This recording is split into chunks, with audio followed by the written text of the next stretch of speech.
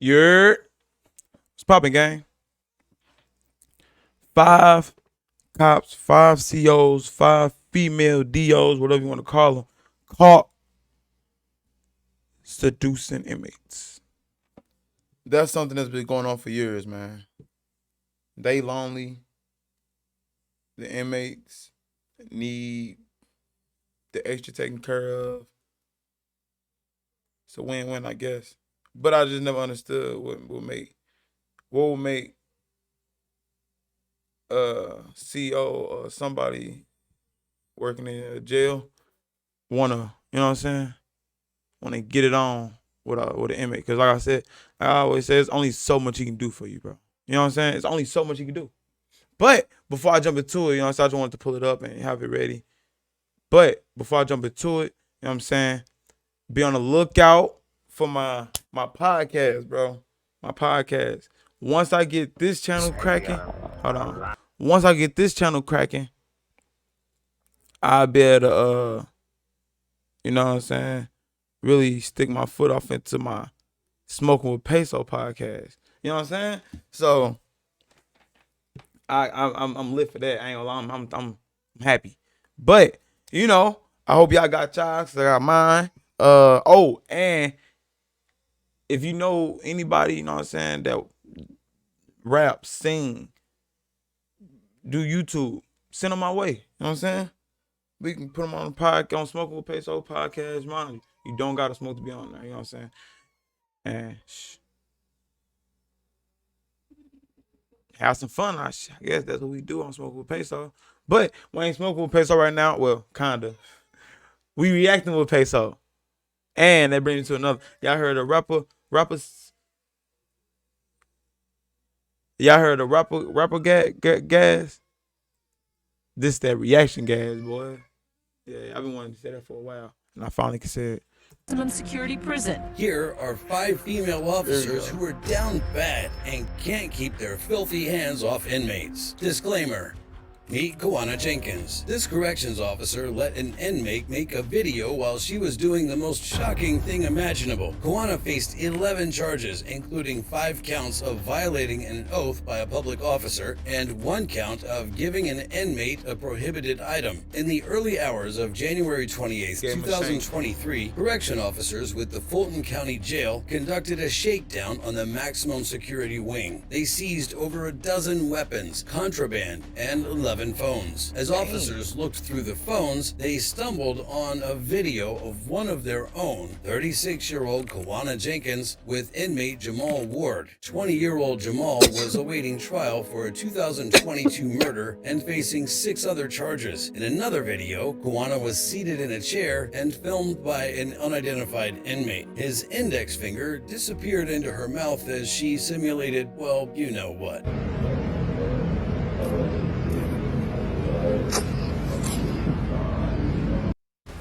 Like, you see what I'm saying? Like, join millions of players across the globe. like he's like, you know what I'm saying? Like, it's not too much he could do for you, bro. Like, you just, Kawana was you know, I don't like the police anyway, bro. But you just threw your whole career away to suck an inmate finger. He probably just stuck his finger in the toilet. You nasty. promptly fired and placed under arrest. The only person close to her level of nastiness is Joyce Mitchell, and you'll see what I mean soon. Number 2, Joyce Mitchell. She was leaving her husband and son to drive off to Mexico with an inmate. Joyce was charged with promoting prison contraband in the 1st degree and criminal facilitation in the 4th degree. On Saturday, June 6, 2015, correction officers in the impenetrable Clinton Correctional Facility, Danmora, New York, noticed 2 inmates, Richard Matt and David Sweat, didn't answer during the 5:30 a.m. head count. When officers checked them, they found pieces of clothing arranged under their sheets. All that they found was a cute note the men left behind. The men had cut holes in the steel walls of their cells with power tools. Hey, they petty as hell for leaving that. Hey, they petty for leaving that note, bro. Let me tell you. Hey. Oh, the men left. Have a nice day.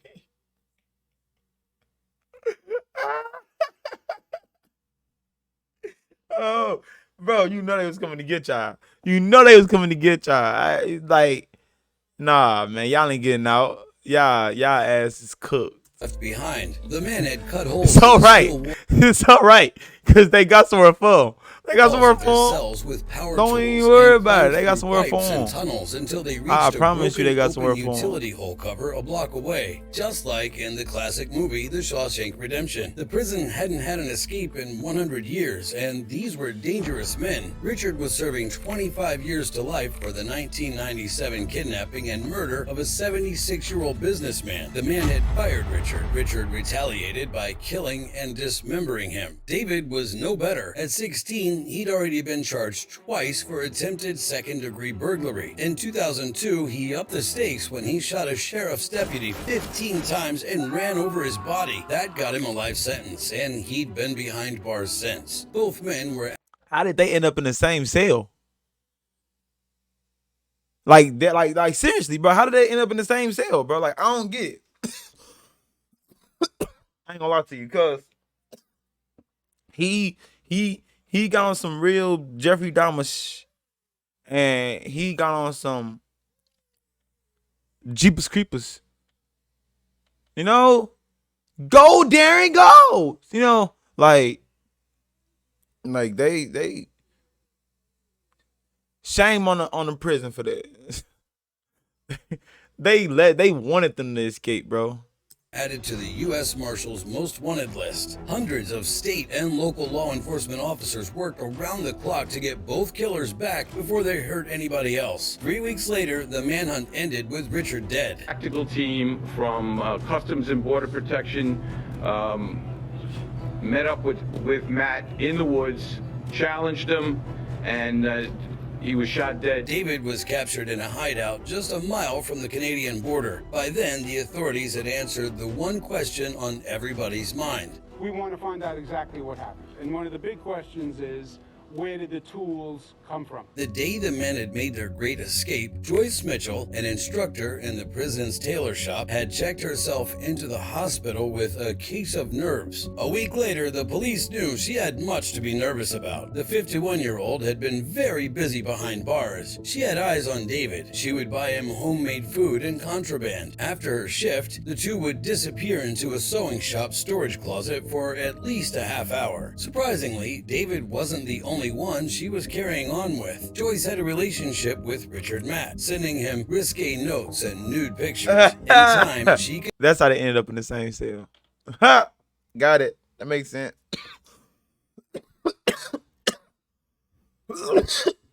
You in that? I'm in that too, bro. Not me. I peep how you was moving with. I move like that with it too, bro. Not me. You think she helped us escape? Shit, probably. I don't know. Shit. Just asking and find out. All right. Convinced prison officials to move David to the cell next to Richard. Before the escape, Joyce snuck in some tools for the men. What I tell you. Hacksaw blades, 2 chisels, and a punch. The 51-year-old also planned to meet them at midnight and run away together to Mexico. The officers confronted Joyce with what they knew. Her husband, who also worked at the prison, took to the news supporting his wife. I just couldn't believe it. Her reaction when she said it was that, they really escaped. And that's why I left it at that. And You've known her for 21 years. You looked in her eyes. Nothing seemed unusual about her expression or her demeanor. She has a husband?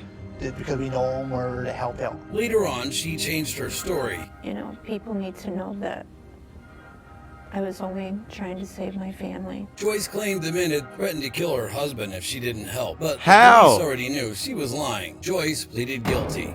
How is they gonna kill your husband?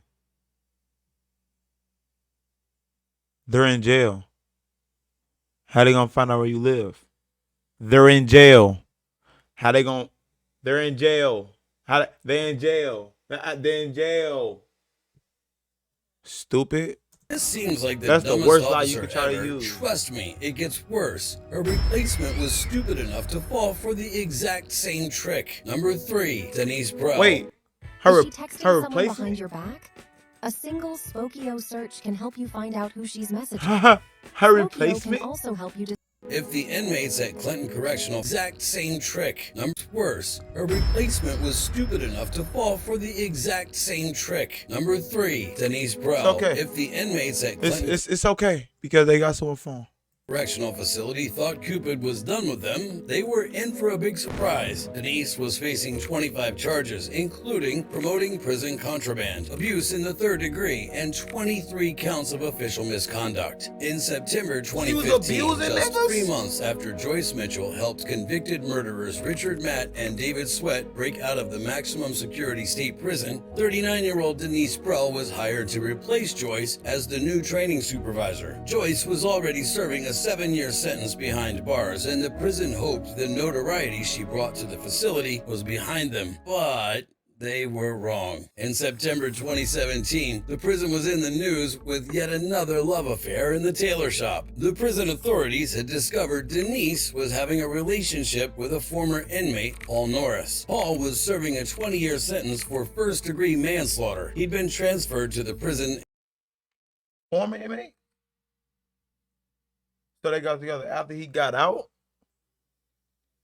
Am I just how did he say Discovered Denise was having a relationship with a former inmate, Paul Norris. Paul was serving a 20-year sentence for first-degree manslaughter. He'd been transferred to the prison in May. When they questioned the mother of 2, Denise Brell, she admitted everything. Like Joyce, the two met at the tailor shop, and sparks had flown. By the following month, they were writing letters and cards to each other using the moniker Gwen Freeman. Gwendolyn was Denise's middle name, and Freeman, well, you can guess why they came up with that. Call him by the name Gwen Freeman. He says she called him that because her middle name was Gwendolyn, and Freeman was in reference to him someday becoming a free man. Denise even got him a prepaid phone and P.O. box to talk with him when she was off work. Every other week, she gave him cash and even settled a debt he had with another inmate. When Paul was transferred to Elmira Correctional Facility, Denise had visited him, and the two had held hands and kissed. The lovebirds planned to reunite when Paul was freed in 20 years. Denise was soon relieved of her job. A week later, she was behind bars in the same prison she worked in, awaiting to be arraigned. Denise pled not guilty to all the charges against her and turned down plea deals, choosing to go to court. Fast forward to a year later, a visibly nervous Denise was in a Clinton County courtroom. And yeah, y'all see it. I got it on V-Time.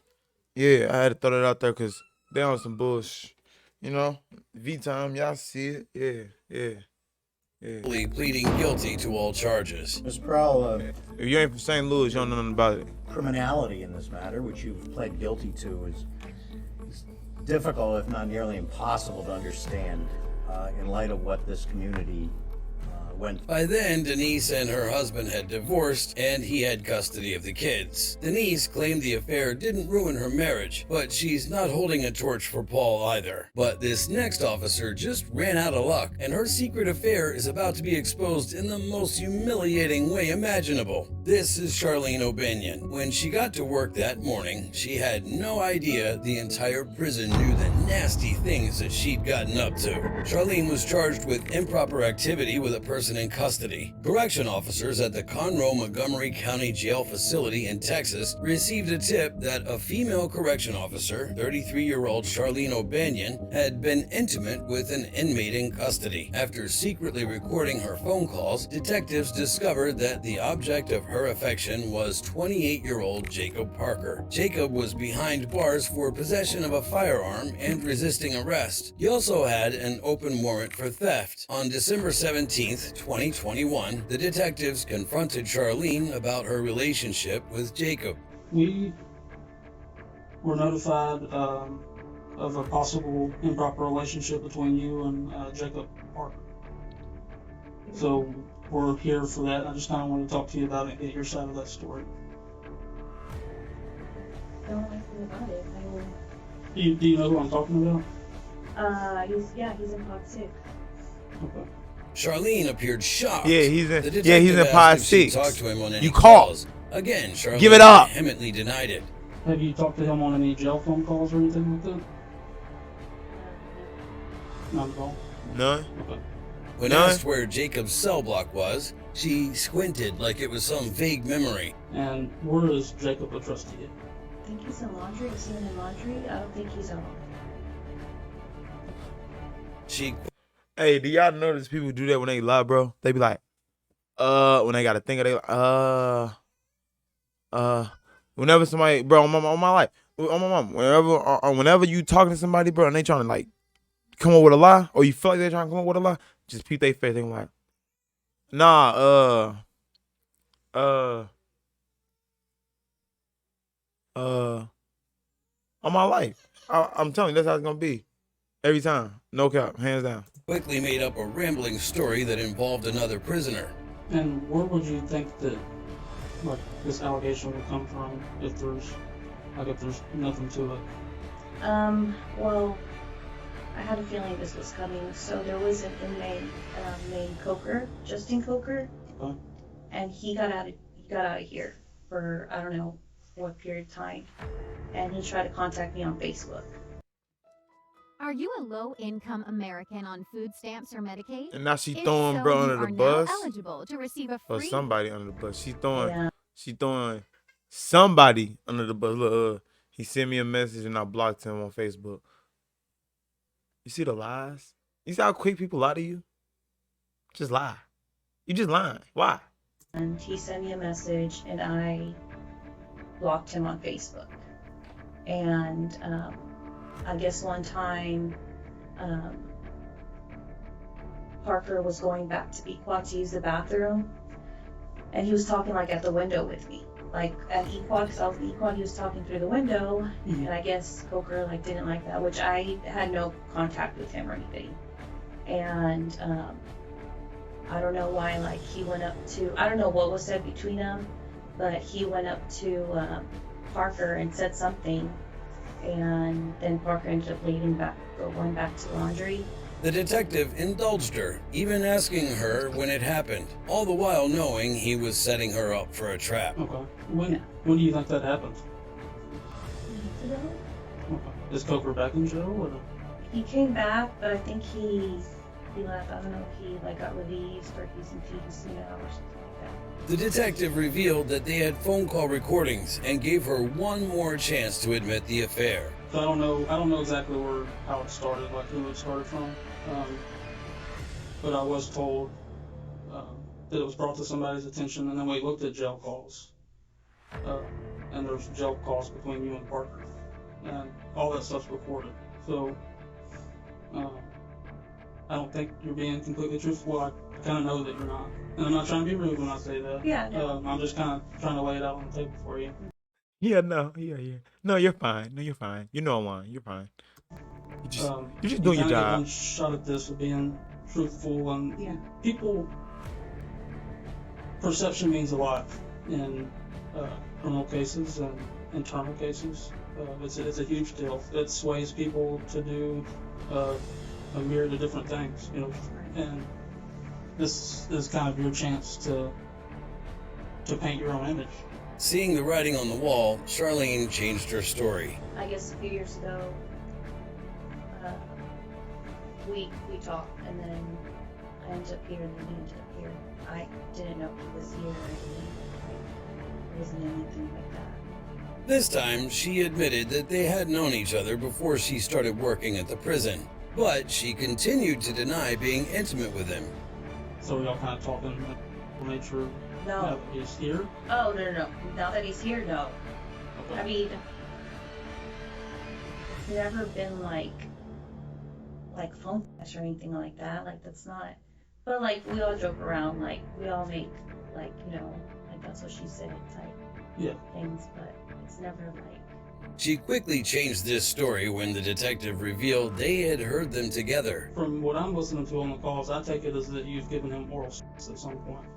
Is what I gathered from these calls. This time she said they had relations, but was adamant that it was long before they met in prison. No, that was in the world. But we never dated. We just. Okay. Even going as far as claiming that they'd met 3 years earlier through a friend. Can you kind of give me like more detail on like where y'all met and things like that? Like how did you come to know him and where this all happened at? we just met through friends. I don't remember where we went.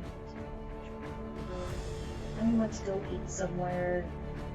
I don't know, he was with his friends. After giving them the runaround, Charlene grudgingly admitted that they talked to each other much more than she had let on. Okay, so y'all talk pretty regularly? When they asked her about a photograph that she'd mentioned during a call, Charlene brushed it off. I haven't listened to this, but apparently there may be some talk in the calls about, like, photographs. Have you given him any photographs? I gave him a photograph of his mom, which she had asked for, and of his dog, Jax. But she slipped when he asked her about Jacob's side of the story. So what do you think that he's going to say about this? Would mean the same thing. Like what I told you, that we had something going on, you know, a few years back, and he ended up here, and I saw him, and then, I mean, obviously, like, he already had my numbers. With Charlene's new story lined up, the detective was ready to confront her with her lies. So initially you said you kind of like played it off like you hardly knew him. I was just gonna say, how long are they gonna let her lie? Cause like, it's obvious that she's lying. You know what I'm saying? It's obvious.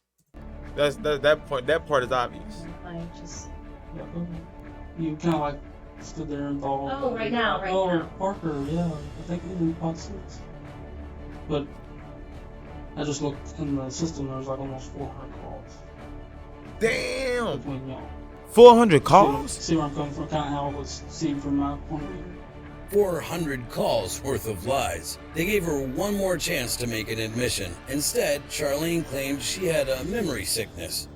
Here's one thing you need to do before buying anything online. Don't spend another dime on Amazon until you watch this.